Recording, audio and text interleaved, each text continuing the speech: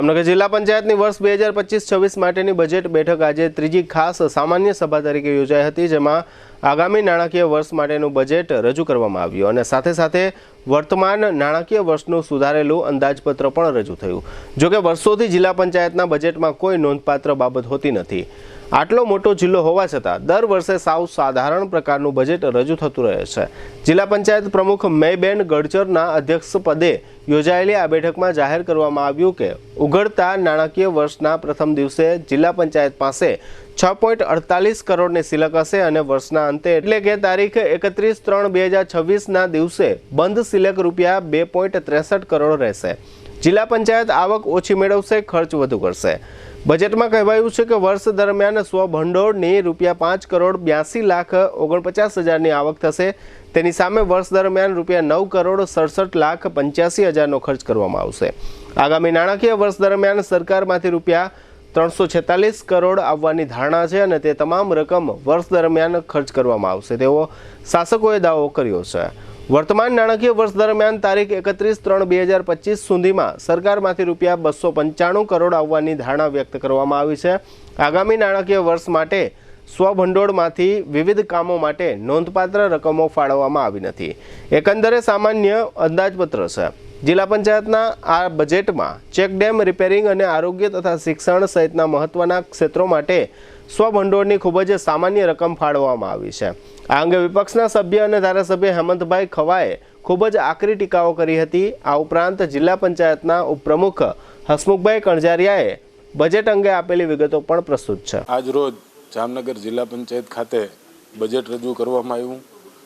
12.30 લાખના બજેટ સામે જિલ્લાની પ્રજાની સુખાકારી માટે ખૂબ જ ઓછા નાણાં ફાળવવામાં આવ્યા। આ બજેટમાં અધિકારી અને પદાધિકારીની મોજ મજા માટે જ રજૂ કરવામાં આવ્યું હોય એ રીતના આંકડાઓ રજૂ કરવામાં આવ્યા છે।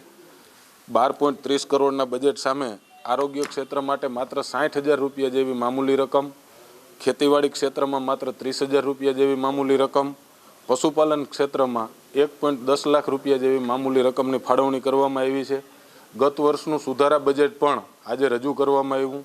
ગત વર્ષે જિલ્લાના રસ્તાઓના સમારકામ માટે સ્વભંડોળ હેઠળથી જે 70 લાખ રૂપિયાની જોગવાઈ કરવામાં આવી હતી એમાંથી એક વર્ષ પૂરું થવા છતાં પણ જિલ્લા પંચાયતની બોડી દ્વારા એક પણ રૂપિયાનો ખર્ચ કરવામાં નથી આવ્યો। સમગ્ર જિલ્લાના રસ્તાઓની હાલત અત્યંત કફોડી છે, ત્યારે જે પૈસા ફાળવણી કરવામાં આવ્યા છે એ પણ જિલ્લા પંચાયત પૂરતા પ્રમાણમાં વાપરી શકી નથી। ચાલુ વર્ષે સિંચાઈ ક્ષેત્રમાં જૂના ચેકડેમો રિપેરિંગ કરવા માટે માત્ર 20 લાખ રૂપિયાની નજીવી જોગવાઈ કરવામાં આવી છે। સમગ્ર જિલ્લામાં 500થી પણ વધારે ચેકડેમોની હાલત અત્યંત ખરાબ છે। ગત વર્ષમાં એક પણ ચેકડેમ રિપેરિંગ જિલ્લા પંચાયત દ્વારા કરવામાં નથી આવ્યું અને આ વખતે પણ જે 20 લાખ રૂપિયાની જોગવાઈ કરવામાં આવી છે એ જોતાં એવું લાગી રહ્યું છે કે કદાચ 1 કે 2 ચેકડેમો જિલ્લા પંચાયત દ્વારા રિપેરિંગ હાથ ધરવાનું આયોજન હોય।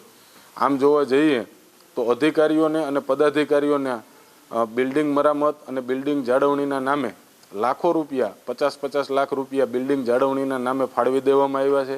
આ બજેટ છે એ પ્રજાલક્ષી બજેટ ના કહી શકાય। અમે આ બજેટને સખત શબ્દોમાં વખોડીએ છીએ। આજે જામનગર જિલ્લા પંચાયતમાં સામાન્ય સભાનું આયોજન થયેલ।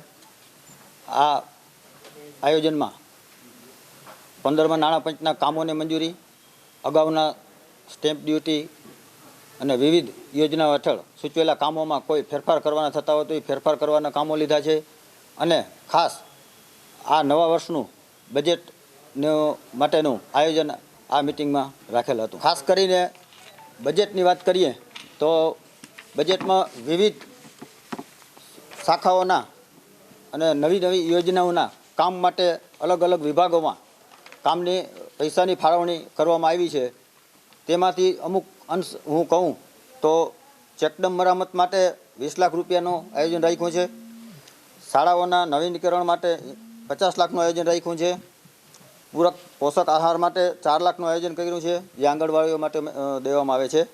સ્માર્ટ આંગણવાડી માટે 50 લાખનું આયોજન કર્યું છે, એની તાલીમ લેવા માટે 4 લાખનું આયોજન રાખ્યું છે। પશુપાલન ક્ષેત્રે 1 લાખનું આયોજન રાખ્યું છે। સમાજ કલ્યાણના વિકાસ કામો માટે 70 લાખનું આયોજન રાખ્યું છે। કુદરતી આફત આવે ત્યારે ઓચિંતી કોઈ જરૂરિયાત પડે તો એના માટે 25 લાખનું આયોજન રાખ્યું છે।